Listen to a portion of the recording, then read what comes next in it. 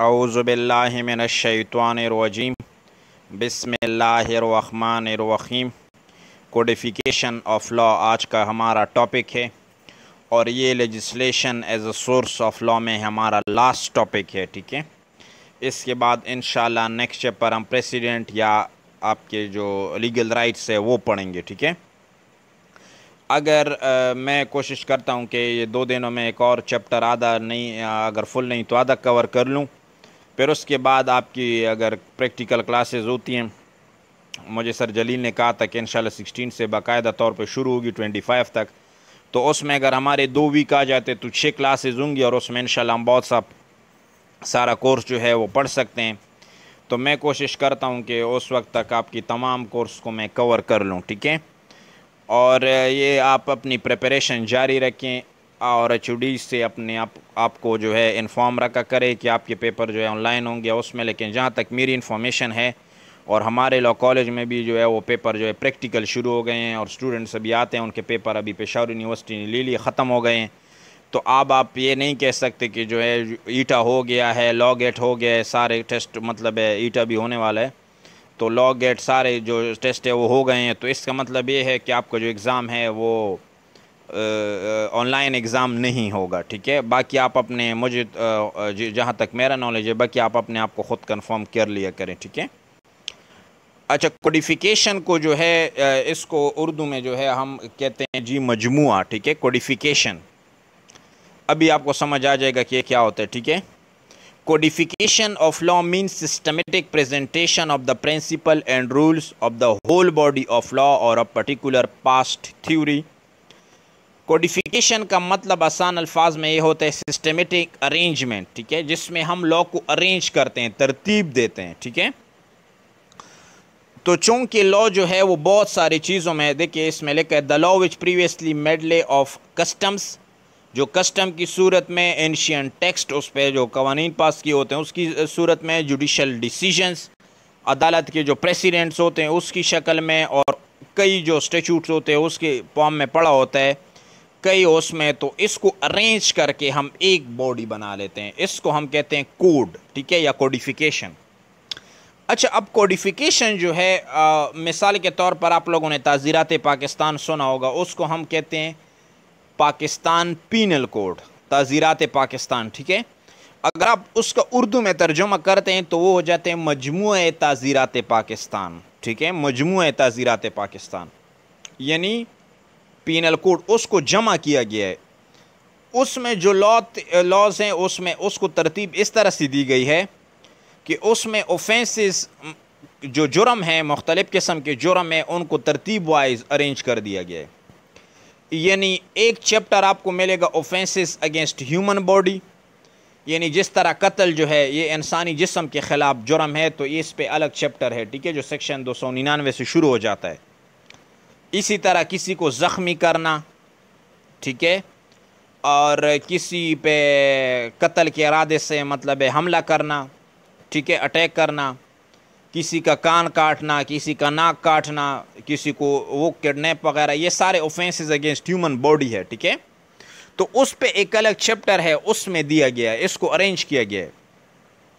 फिर इसके बाद चैप्टर आते हैं जी ऑफेंसेस रिलेटेड टू प्रॉपर्टी, यानी मिसाल के तौर पर चोरी, डेकॉइटी, डकैती जो है, रॉबरी जो है, ये आपके एक चैप्टर में PPC में अलग रखे गए हैं। ठीक है, यानी मजमूए ताज़ीरात पाकिस्तान में उसको कोडिफाई किया गया, उसको सिस्टमेटिकली अरेंज किया गया है। ठीक है, अच्छा, उसके बाद जो आपका जो नेक्स्ट चैप्टर मिसाल के तौर पर जो उसमें दिया गया है वो है ऑफेंसेस रिलेटेड टू स्टेट, यानी अगर आप स्टेट के ख़िलाफ़ हथियार उठाते हैं, बगावत करते हैं, तो वो उसको डील करते हैं, एक अलग चैप्टर उसमें दिया गया। फिर उसमें कहते हैं ऑफेंसेस रिलेटेड टू रिलीजन। ठीक है, तो रिलीजन से के ख़िलाफ़ जितनी वो ऑफेंसेस हैं, मिसाल के तौर पर अगर कोई कुरान की भी हुर्मती करते हैं, कोई नऊज़ुबिल्लाह हुज़ूर सल्लल्लाहु अलैहि वसल्लम की भी हुर्मती करते हैं, कुछ इस तरह, तो वो उसको जो 295C वगैरह है, तो वो उस पर ऑफेंसेस रिलेटेड टू रिलीजन अलग चैप्टर है। ठीक है, तो इसको हम आसान अल्फाज में कोडिफिकेशन कहते हैं। ये सिस्टमेटिकली अरेंज किया गया। ये लॉ पहले जो था, मिसाल के तौर पर ऑफेंसेस रिलेटेड टू रिलीजन अलग पास किया गया था, फिर उसमें जो है आपका ऑफेंसेस अगेंस्ट द स्टेट अलग पास किया गया, फिर इन सबको इकट्ठा करके एक किताब की शक्ल में दी गई, उसको कोडिफाई कर दिया गया, ताकि आप अगर आप मिसाल के तौर पर अब आप लोग की स्टूडेंट है या जज हैं या कोई बंदे आप वो ढूंढ रहे हैं कि जी फलाने बंदे ने जो है डिकॉइटी की है, तो इतने मतलब है उसमें जो एकजा किया गया, तो आपको पता है कि ये जो डिकॉइटी है ये प्रॉपर्टी के खिलाफ ऑफेंस है, तो आप उस चैप्टर को खोलेंगे तो डायरेक्ट आपको मिल जाएगा। ठीक है, अच्छा इसके बाद है एडवांटेजेस ऑफ कोडिफिकेशन। कोडिफिकेशन के फ़वाइद क्या क्या होते हैं। ठीक है, अच्छा कोडिफिकेशन के सबसे पहला फ़ायदा जो है number 1, statute law precise in form and is thereby easier to learn than common law. Common law का हमने पढ़ा था कि वो जजमेंट लॉ था। ठीक है, तो स्टैट्यूट क्या होता है, प्रिसाइसली होता है, यानी मिसाल के तौर पर अब जो ताज़ीरात पाकिस्तान है उसमें 511 सेक्शन है। ठीक है, तो अगर उसको जो कोडिफाई किया गया तो मैं आपको कहता हूँ कि उसमें सेक्शन 300 निकाले तो आप आसानी से उसको निकाल सकते हैं। ठीक है, जबकि स्टैट्यूट जो है मैंने आपको पहले भी बताया था कि हर महीने जो है बहुत ज़्यादा आते हैं, तो उसमें आपके लिए अपना रेलेवेंट लॉ ढूंढना जो है बहुत ज़्यादा मुश्किल हो जाता है, तो इस वजह से कोडिफिकेशन के फ़ायदे हैं। ठीक है, statute law confirmed to the need of time, repeated amendment give rise to discovery of the best principle of law. ठीक है, जो स्टैट्यूट लॉ होता है जो आप जिसको कोडिफाई कर लेते हैं, फिर आप उसमें अमेंडमेंट करके उसे नीड ऑफ द टाइम के साथ उसको मतलब है जो वक्त की ज़रूरत है उसमें डाल सकते हैं। मिसाल के तौर पर अब उसमें जो है आपके जो इंटेलेक्चुअल प्रॉपर्टी यानी ट्रेडमार्क वगैरह से रिलेटेड भी तब्दीलियाँ की गई हैं, उसमें इलेक्ट्रिसिटी से रिलेटेड जुर्म भी शामिल कर दिए गए हैं। ठीक है, तो आप उसमें चेंजेस करके उसको क्या है नीड ऑफ टाइम के साथ डाल सकते हैं, जबकि जजमेंट उसमें जो लॉ पड़ा होता है ऐसे तो उसको ढूंढना बड़ा ज़्यादा मुश्किल भी हो जाता है, और उसको आप मतलब है टाइम के साथ डालना भी आपके लिए मुश्किल हो जाता है। ठीक है, statute law is impersonal for while a law the law giver has no reference to any particular fact. जो स्टैट्यूट लॉ होता है जो लेजिस्लेचर उसको कोडिफाई कर लेती है वो प्रिसाइज जो इम्पर्सनल होता है।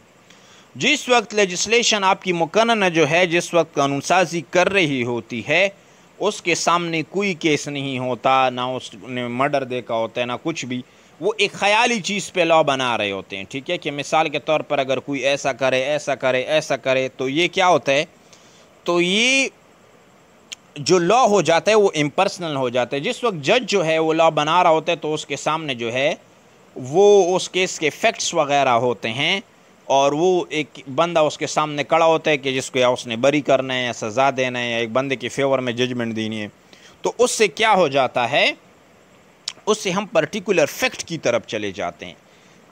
मतलब है कि मतलब ये कि उससे हम वो जज बायस हो सकता है, वो एक बंदे की तरफ जा सकता है। तो ये क्या होता है, स्टैट्यूट लॉ इम्पर्सनल होता है, वो गैर जानिबदार होता है। जो आपका जो लेजिस्लेचर जो लॉ पास करती है ना स्टैट्यूट लॉ, वो इम्पर्सनल हो जाता है। ठीक है, डिसएडवांटेजेस ऑफ कोडिफिकेशन। जो कोडिफिकेशन है उसके कुछ नुकसानात भी हैं। Codification reveals the defects of law and thus enables intending criminals to find a way out of it. जो कोडिफिकेशन है वो लॉ की डिफेक्ट्स, लॉ की खामियां भी जाहिर कर देती है।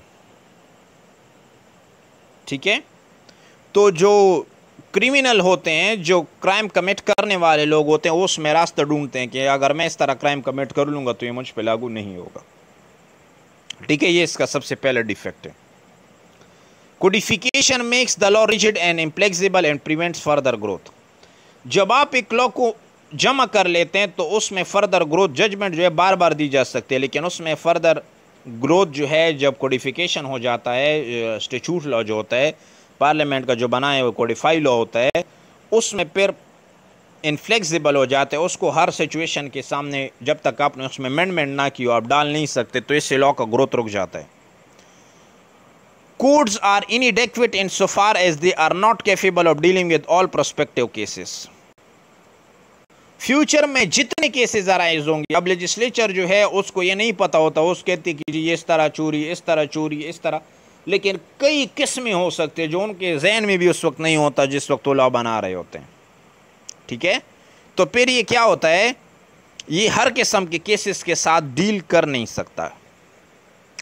Statute law is unscientific as much is based on visualization of fact which are to arise in future. ये विजुअलाइजेशन हम इमेजिन करके लॉ बनाते हैं, तो ये क्या होता है, ये ज़्यादातर जो है उस सिचुएशन के मुताबिक इसको डालना जो है नामुमकिन हो जाता है, ठीक है।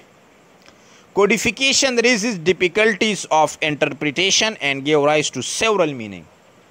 कोडिफिकेशन जो है लॉ में मुश्किलात पैदा करती है, ठीक है, और उससे आप कई मीनिंग निकाल सकते हैं। बाज़ दफ़ा मिसाल के तौर पर अगर उसमें गवर्नमेंट लिखे तो आप उसमें ये अदालत को इंटरप्रेट करना पड़ेगा कि जो उस लॉ में गवर्नमेंट यूज़ किया गया या प्रोविंशियल गवर्नमेंट है या फेडरल गवर्नमेंट है या लोकल गवर्नमेंट है, ठीक है। तो इसी तरह एक वर्ड्स के कई मीनिंग फिर आप उसमें निकाल सकते हैं। तो इस वजह से जो है कोडिफिकेशन के फ़ायदे बहुत ज़्यादा हैं, लेकिन इसके कुछ ना कुछ नुकसानात भी हैं, ठीक है। Okay, thank you so much. अगर आपका कोई भी क्वेश्चन है तो आप मुझसे जो है वो पूछ सकते हैं, ठीक है। थैंक यू, अल्लाह हाफिज़।